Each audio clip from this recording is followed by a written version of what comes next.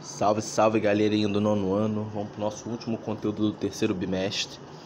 Mas antes disso, nós vamos fazer a correção. Eu vou botar o gabarito aqui para vocês da correção da última aula que eu não coloquei os exercícios, o gabarito, ok? Opção da 1, 3, 4, 1, 2, 3, 4, 5, 6, 7, 8, 9, 10, 11, 12, 13, 14, 15, 16, 17, 18, 19 e 20. O gabarito tá aí. Vamos começar sobre as experiências autoritárias na América Latina, né? Eu vou apresentar determinados acontecimentos intimamente ligados aos golpes de Estado no Chile e na Argentina. Vou descrever as consequências econômicas dentro do país, social e cultural também. E vou fazer vocês refletirem um pouco, né, sobre o que é um autoritarismo dentro de um governo, né? A ditadura militar na Argentina, a gente começou em 1952, com o populista Juan Domingos Perón, que se reelegeu em seu segundo mandato.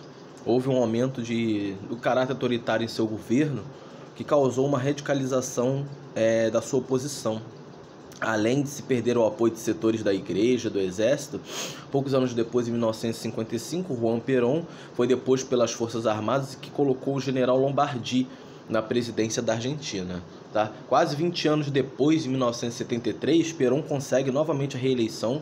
Contudo, após a sua morte em 74, sua esposa e vice-presidente Isabelita Perón assume o governo, e durante um curto período que Isabelita Perón esteve à frente do governo, a Argentina passou por uma grave crise econômica, que fez com que a parcela da classe média se aproximasse ainda mais dos militares para organizar um golpe de Estado. Em março de 1976, as Forças Armadas derrubaram a presidente, né, sob justificativa de que ela não tinha autoridade suficiente para dirigir o país. Os militares também acreditavam que o país estava correndo perigo de se transformar uma república socialista. E os comandantes das Forças Armadas afirmaram serem eles os representantes legítimos da sociedade da Argentina e que não tinham nenhum interesse ideológico ao assumir o tal poder, né? A ditadura militar na Argentina, que perpetuou de 1976 até 1983, foi um governo que se deu muito por interesse de uma parte de uma elite, vinculado, gente, a os grandes empresários, né, que apoiou a condução do golpe argentino com respaldo da mídia. O golpe, promovido dia 24 de março de 1976, derrubou a presidente Isabelita Perón e inaugurou uma ditadura comandada por juntas que incluíram membros de 3 forças militares. Os militares governavam a Argentina, né, por 7 anos, porém, durante esse período, o governo instituído não apresentou nenhum projeto nacional para o desenvolvimento econômico. Sendo assim, os investidores estrangeiros retiraram seu capital do país, que agravou ainda mais a crise econômica na Argentina. O regime militar, gente, ele praticou uma censura forte, repressão a qualquer cidadão que fosse contrário às suas ideias, ao governo promovendo torturas, perseguições e mortes, além de desaparecimentos que ainda hoje não foram resolvidos. Estima-se também apenas 3 primeiros anos do regime. O número de vítimas que tenha chegado a 30 mil pessoas mortas, que foi conhecido como terrorismo de Estado, tá? Com a resposta da violência praticada pelo governo, começaram a surgir grupos armados de oposição, com o objetivo de derrubar o regime militar em 1977. Em meio ao grande medo instaurado na Argentina, surge um movimento de mães, dominado Madres de Mayo, que reivindicavam informações de seus filhos desaparecidos, que realizavam concentrações em frente à sede do governo, na Praça de Maio, tá? Logo em seguida, começaram a surgir movimentos sindicalistas, estudantis e defensores dos direitos humanos. Guerra das Malvinas. Em 1982, com uma forma de restabelecer o apoio popular ao regime militar, que sofria diversas modificações, né, e manifestações também, resolveram invadir o território das Ilhas das Malvinas, que estavam sob o domínio da Inglaterra. As Ilhas das Malvinas eram reivindicadas desde o século XIX pela Argentina, mas a decisão dos militares, gente, de iniciarem o conflito se deu, em parte, em estabelecer o sentimento de patriotismo. Os argentinos, gente, promoveram a estabilidade interna para o governo, né, apesar de um breve êxito na sua invasão das Malvinas. Os argentinos foram fortemente derrotados pelo Reino Unido, na época comandado pela primeira-ministra Margaret Thatcher, tá? No Chile, o regime militar do Chile durou cerca de 15 anos e foi restabelecido após o golpe promovido contra o governo socialista de Salvador Allende. Para compreender a ditadura chilena, gente, é importante a gente voltar um pouco para conhecer as características do governo que antecedeu o golpe, né? O governo de Salvador Allende, gente, que foi eleito em 1970, né, pela Unidade Popular, ele era socialista, tá? E tinha como objetivo de construir um governo socialista de forma democrática. Allende já tinha disputado eleições de 1964, porém perdeu para o Eduardo Frei devido ao apoio publicitário indireto dos Estados Unidos. No entanto, as eleições de 1964 se beneficiou de forte apoio da população chilena. A partir de 1970, o governo de Allende começou a nacionalizar todo o sistema bancário, além de muitos setores da indústria da exportação, como a indústria de cobre, que na época representava o principal produto de exportação do país. Muitas empresas estrangeiras instaladas no país se sentiram prejudicadas com esse processo. Mais de 30% das terras chilenas foram desapropriadas e redistribuídas pelo governo para os camponeses e pequenos agricultores. Devido às políticas sociais realizadas pelo governo, além de alguns grupos de extrema-direita realizaram uma série de ataques terroristas. Esses grupos não aceitavam as medidas socialistas e o fato de que o governo de Allende era claramente associado ao regime soviético. Além dos empresários e dos grandes donos de terras também estavam insatisfeitos com o governo, alguns pecuaristas retiraram o gado para o território argentino devido ao receio de terem suas terras desapropriadas. Contudo, gente, não eram apenas entre os conservadores que existiam descontentamento com o governo de Allende. Os partidários de esquerda revolucionária exigiam que o presidente abandonasse a via legalista e instaurasse um regime revolucionário. Com o apoio do governo, pelo Partido Comunista, né, e pelos partidos socialistas, que convocaram reuniões públicas e comícios. E dentro deste período, também iniciou uma crise econômica devido à forte recessão e racionamento das mercadorias no mercado, tá? Passou a se tornar comum greves, né? Havia crescido uma forte aliança entre a classe média e os empresários. O golpe militar de 1973. A parcela da sociedade chilena que não tinha votado em Allende estava insatisfeita com a nacionalização e a estatização dos bancos privados e empresas estrangeiras de exploração de minérios. A classe média e as Forças Armadas começaram a se organizar diante do avanço do operariado e das camadas mais populares, assim como dos camponeses.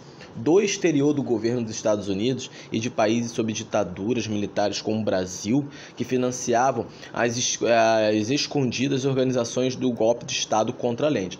A diminuição dos investimentos estrangeiros resultou na queda da produção industrial, e a classe média saiu às ruas em protesto contra o governo, acusando ser responsável pela crise econômica em que se encontrava o país. Para piorar ainda mais a situação, empresas de telecomunicações norte-americanas como International Telephone e Telegraph, a ITT, passavam as informações internas do governo chileno e a órgãos de inteligência dos Estados Unidos. Em 1973, o Ministério de Guerra passou a ter um novo general, Augusto Pinochet Ugarte, que logo quando assumiu o governo, ele já se mostrou opositor do governo de Allende. Com o ambiente político conturbado, o presidente passou a ficar isolado politicamente, que gerou um ambiente propício para líderes militares invadirem esse palácio do governo, tomando o governo. Assim, deu a invasão de Allende e Allende se suicidou. Invadiram o palácio, dentro onde Allende não aguentou a repressão de Pinochet e assim ele se matou. Regime militar. O golpe militar liderado por Pinochet quebrou um longo período de democracia política no Chile e deu início a uma das mais violentas ditaduras militares da América Latina. O governo de Pinochet foi extremamente representativo e repressivo também, por pessoas já anteriormente apoiaram o governo da Unidade Popular, que foram presas, sendo muito torturados e fuzilados. O regime de terror obrigou mais de 200 mil chilenos que fugissem do país. O governo, gente, efetuava sumariamente milhares de prisões e de pessoas consideradas membros da oposição. Outras dezenas de milhares de pessoas foram diretas ou indiretamente assassinadas pelos órgãos da repressão. Devido ao sempre crescente número de prisioneiros, o Estado Nacional do Chile foi transformado em prisão política. Os primeiros anos do regime de Pinochet ficaram marcados, como vimos, pela repressão. Porém, nos anos seguintes, seu governo passou a aplicar medidas econômicas liberais. Todos os setores da economia que foram nacionalizados durante o governo socialista de Salvador Allende acabaram e foram privatizados. O acesso de capital estrangeiro no país foi facilitado e, com isso, o país conseguiu superar a crise econômica por um certo período. A livre manifestação política foi proibida pelo regime de Pinochet e conseguiu estender o seu período no governo através de reformas constitucionais. No entanto, a partir da metade da década de 1980, a América Latina foi o palco de uma onda de redemocratização que também afetou o Chile. Em 1988, foi realizado um plebiscito sobre a permanência de Pinochet na presidência por mais 8 anos. A população votou contra em 1989 e foram realizadas novas eleições presidenciais e foram vencidas pela Democráticas Cristão Patrício Alvim, tá? Após sair da presidência, Pinochet se manteve no cargo de comandante do exército até 1998. Depois desse período, foi beneficiado com o cargo de senador vitalício. Nicarágua. No final da década de 1920, fuzileiros navais estadunidenses ocupavam o território da Nicarágua, um país localizado na América Central, sob a liderança de Augusto César Sandino. As tropas da Nicarágua conseguiram combater e expulsar os fuzileiros de territórios nicaragüenses. Em 1933, os Estados Unidos retiraram suas tropas e Sandino cessou a luta armada. Um ano depois foi traído pelo chefe da Guarda Nacional, Anastácio Somoza, que mandou assassinar Sandino e assumiu o governo da Nicarágua. Os Somozas, uma quase dinastia política que governou a Nicarágua nas décadas em que sucederam a oposição, os Somozas ele veio com o início da década de 1960, que foi organizado dos estudantes universitários, na qual Carlos Fonseca se destacava como inspirados da Revolução Cubana. Os estadunidenses formaram a Frente Sandinista da Libertação Nacional, a FSLN. No final da década de 1960, mais precisamente em 67, gente, a Nicarágua possuía índices alarmantes de pobreza sob o governo ditador de Anastácio Somoza e, além disso, mais de 50% da população era formada por analfabetos. Para agravar a situação do país, um grande terremoto atingiu a capital e logo depois o governo foi acusado de desviar dinheiro da ajuda internacional. Em 1978, Joaquim Chamorro, que era o diretor do jornal La Prensa, foi morto e gerou um levante popular com a intenção de derrubar o ditador Somoza. Após meses de rebeliões e greves, passeatas e muitas mortes causadas pelo governo, a revolta liderada pela FSLN teve êxito quando Somoza fugiu para Miami. Após a revolução, os bens da família Somoza foram estatizados, assim como bancos. Além disso, foi incentivado por um forte acesso à alfabetização e a população teve acesso à saúde pública. Porém, mesmo com o avanço da situação econômica deixada pelo antigo ditador, dentro desse embargo comercial feito pelos Estados Unidos, faziam com que a Nicarágua passasse por uma forte crise para complicar a situação, e ainda tinha o fato de que o governo estadunidense passou a financiar os grupos contrários ao governo revolucionário com a intenção de derrubá-lo. Na primeira eleição presidencial, após a Revolução ocorrida em 1984, quem ganhou foi um candidato da FSNL, Daniel Ortega, que em 1987 o governo sandinista fez um acordo com os contrários ao governo, estabelecendo o fim da guerra, estabelecendo também o fim do posicionamento anticapitalista, adotando uma forma política liberal em 1990. Daniel Ortega perde a sua tentativa de reeleição, tá? Vencendo uma candidata apoiada pelo governo estadunidense, Violeta Chamorro, dando fim ao período sandista. Cuba e o governo de Fulgêncio Batista. Na primeira metade do século XX, a República Cubana ela tinha sua soberania limitada por conta da emenda Platt, que concedia aos Estados Unidos o direito de intervir militarmente em Cuba, quando achasse necessário, ok? Em 1952, ocorreu a eleição presidencial, essencial, e no qual o candidato Fulgêncio Batista, já prevendo sua derrota, resolveu aplicar um golpe militar e assumir o governo com o apoio dos grandes latifundiários. Os cubanos,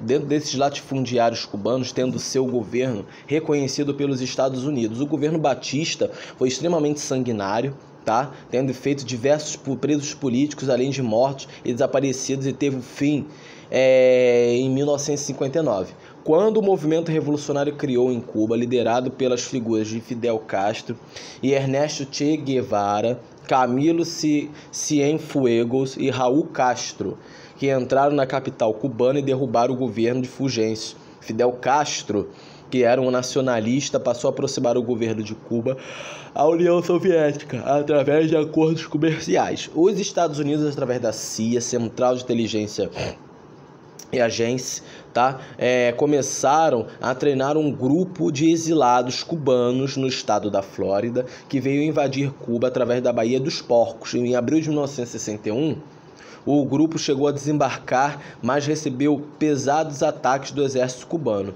e, no fim, falharam sua missão. O governo socialista permanece até o fim dos dias atuais, tá? Em Cuba conseguiu bons resultados em relação de uma educação pública universal, além de um sistema de saúde unificado e de qualidade, ok?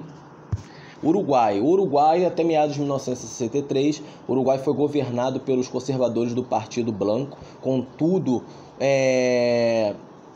um certo grupo de guerrilheiros conhecido como Tupamaros iniciaram um movimento de oposição ao governo, tá? E no início da década de 1970, os militares apoiados pelo presidente Jorge Pacheco, que era do Partido dos Colorados, promoveram um golpe militar e iniciou o partido conturbado do país, marcado por perseguições políticas, torturas e mortes.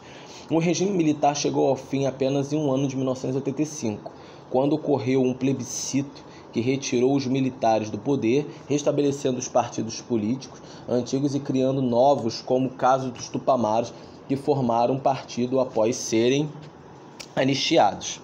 Já o Paraguai viveu uma ditadura militar mais longa entre as ditaduras ocorridas na América Latina, com duração de 35 anos, de 1954 a 1989.